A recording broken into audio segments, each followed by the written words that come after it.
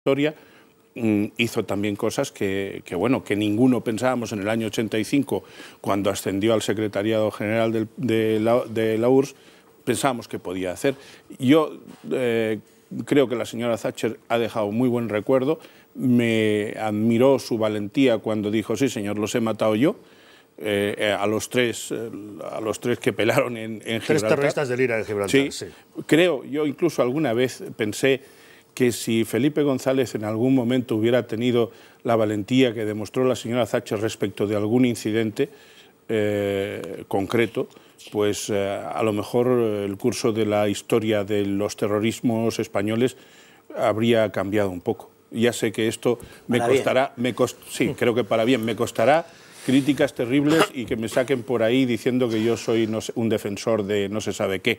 Yo no defiendo actuaciones ilegales, pero sí defiendo actuaciones defensivas del Estado. Eso siempre lo haré. Don Luis. Yo creo que si tenemos que medir el valor del liderazgo de Thatcher, sería injusto no referirse, antes lo decía Herman, al contexto que le toca vivir. Es decir, ella fue una gran lideresa, pero coincidió en el tiempo con personas de la talla de Reagan en Estados Unidos o de Juan Pablo II, por citar los nombres que han salido a relucir. Y esa es una situación que ahora mismo no se da. Es decir, cada vez que hemos hablado de Europa, sobre todo durante los meses anteriores, hemos dicho probablemente lo que falta es un proyecto y un líder dispuesto a llevar adelante ese proyecto. Y te miras a la Casa Blanca, miras a Estados Unidos, miras a lo que queda del imperio y te das cuenta de que están sumidos en una crisis interior que les hace mirar mucho más hacia adentro que hacia afuera. Y eso también marca un poco la diferencia, ¿no? Es decir, yo creo que si a Thatcher le hubiera tocado vivir en este tiempo, pues ella hubiera sido a lo mejor una primera ministra británica notable, pero no hubiera cruzado esa frontera que le hizo cruzar el hecho de tener ahí una generación. Pero fue peculiar incluso en la época, porque con el entusiasmo de eurocrecimiento que rodeaba Europa, ella mantuvo su escepticismo y el Reino Unido al margen también, ¿no? Sí, por supuesto. Que supo nadar contracorriente en esos momentos. No, y los hechos le han dado la razón en lo relativo a Europa.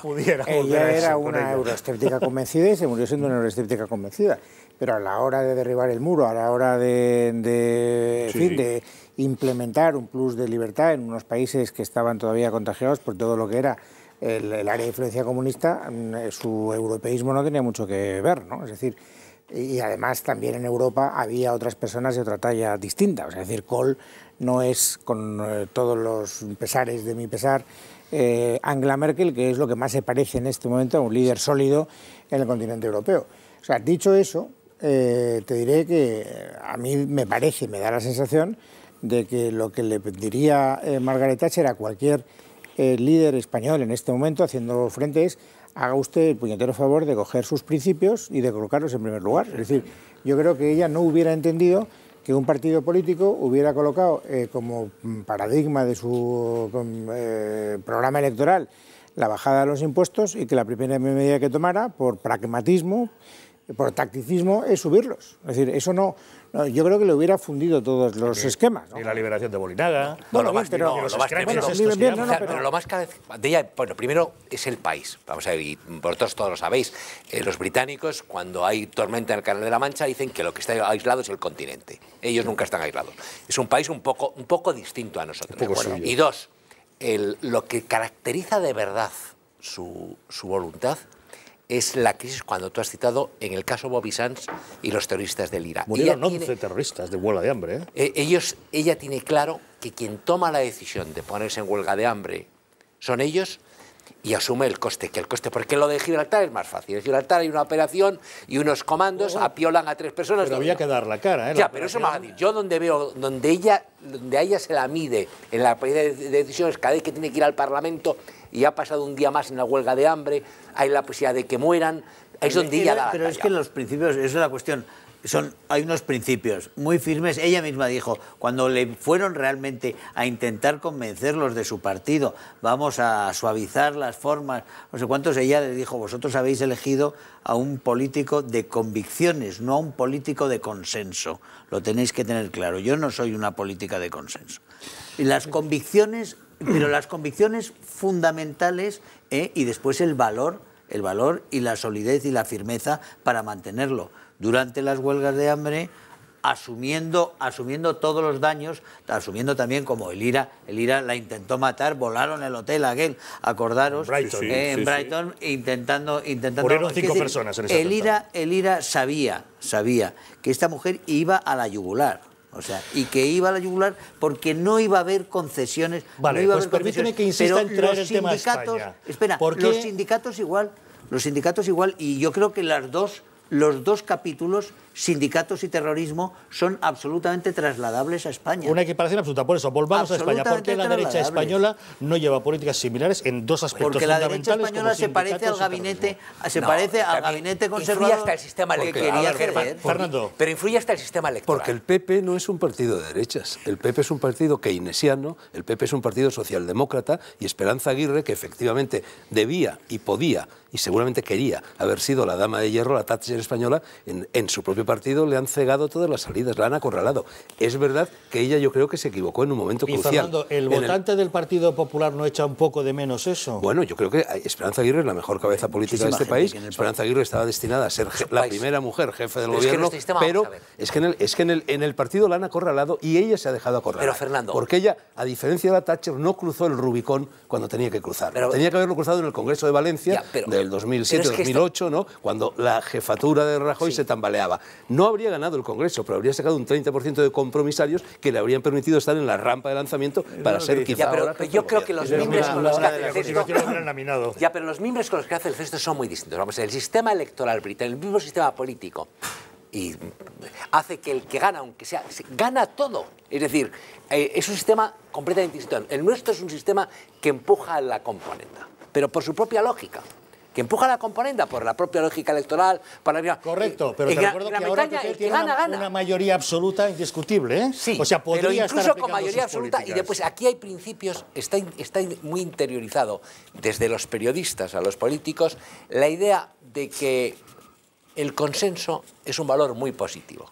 Muy por encima de otros valores. Oye, ojalá... Y eso hace muy difícil imponer tus criterios. De hecho, fíjate cuántas críticas se hacen editorialmente a las mayorías absolutas. A los rodillos. Claro, pero frente a eso hay que decir lo que ha dicho antes Javier Nar. Cuando tú eliges a un gobernante, lo que quieres es que gobierne, no que negocie, no que se ande en pasteleos, no que gobierne. Que cumpla su programa electoral. Si luego gobierna mal, pues ya lo echarán por el camino de las urnas, ¿no? Yo soy muy partidario de que en momentos capitales como los que estamos en este momento, momentos de álgida situación, de una situación terrible, pues haya un consenso, si el consenso es posible. Pero el problema es que en este país los partidos políticos tienen como fundamental misión la gestión del poder. No estamos hablando de la gestión de una ideología, estamos hablando del poder puro y duro. Estamos hablando de una partitocracia que se justifica a sí misma por cómo ganar unas elecciones. Y cuando el norte fundamental de un partido político es ganar las elecciones y cómo realizar una gestión capitalizando apoyos y evitando complicaciones, es muy difícil tomar decisiones que puedan significar un enfrentamiento social, un enfrentamiento con, vamos a decir, un sentir social inmediato, porque estás afectando intereses sociales inmediatos. Esto lo hizo, y hay que reconocerlo, Felipe González, cuando se asume lo que fue la reconversión industrial. Es un momento donde asume una opción estratégica que le cuesta dinero, que le cuesta apoyo político, y ahí se determina como un estratega que pone por delante los intereses del país a los intereses del Partido Socialista Obrero Español, y yo se lo reconozco. Pero es que en este momento lo que nos encontramos es que la propia esencia del Partido Popular y del Partido Socialista Obrero Español y del Partido Nacionalista Vasco y de todos los demás es cómo gestionar el poder, y por lo tanto tomar cualquier decisión que signifique el riesgo de perder elecciones no se va a tomar jamás. Pero ojo, Margaret Thatcher, que eso se está terminando, Javier. Sí, estoy de acuerdo. Pero ojo, y la huida te digo una cosa, hasta ahora porque se acaba el bipartidismo. Se han hecho pero siempre Margaret Thatcher no tenía miedo de perder elecciones. Señores, uno a uno, por favor. Margaret Thatcher no tenía miedo de perder elecciones. Margaret Thatcher tenía principios, y esos principios que yo no comparto los asumía con todos los riesgos frente a su partido, que tenía miedo de perder las elecciones. Y en último política de convicciones, no de poder, como tú dices. En situaciones de crisis máxima hay que tener líderes con generosidad suficiente para pensar que incluso pueden sacrificarse ellos mismos y su futuro político por algo que es mucho más importante que su miseria personal, que se llama país. Bueno, lo que pasa es que eso es muy difícil. Hoy ha dicho, por ejemplo, el señor Rajoy, le ha lanzado una invectiva al funcionamiento del Banco Central Europeo. en el sentido... Bueno, yo lo califico así, pero admito que pueda tener otras... Es una irresponsabilidad por parte de nuestro presidente... Espera. Sobre eso, Germán, supongo que admitiremos discrepancias. Hoy el señor Rajoy se desmelena y dice que el Banco Central Europeo no tendría que tener solamente el estatus que tiene de controlador de la inflación, más o menos, ha querido decir, cuando exige, bueno, o pide, no exige todavía, creo yo, que se equipare a lo que es la Reserva Americana o al banco japonés. Bueno, tarde llega, a mi gusto, tarde llega a esa convicción. Más valiera que la hubiera empezado a ejercitar o a decir desde el momento en que asumió la presidencia de nuestro país. Porque yo sí que creo, Germán, no, yo entiendo que tú discrepes, o intuyo que tú discreparás, pero mira, el señor Rajoy está demostrando o quiere demostrar una determinada firmeza. Lo que me temo es que el señor Rajoy no va a tener la energía que hubiera desplegado la señora Thatcher en defensa de los intereses de su país, y probablemente cuando la señora Merkel le diga, oye Mariano, que vamos a dejar de tocar los pulmones al BCE, pues el señor Rajoy a lo mejor no es capaz de sostenerle la mirada.